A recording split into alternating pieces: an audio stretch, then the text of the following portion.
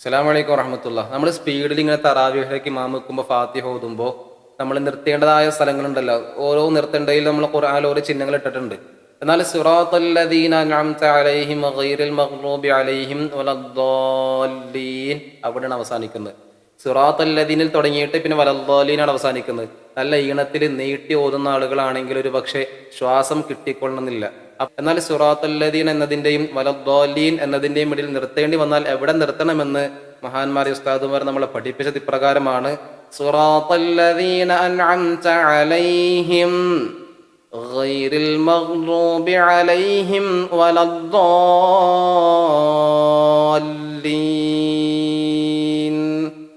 ഇങ്ങനെയാണ്. അല്ലാതെ സിറാത്തല്ലദീന അൻഅംത അലൈഹിം ഗൈറിൽ മഗ്ളൂബി അലൈഹിം അവിടെ നിർത്തിയിട്ട് പിന്നെ വലദ്ദാലിൻ പറയണത് കൊണ്ട് നിസ്കാരം ബാത്തിലാവുന്നൊന്നുമല്ല.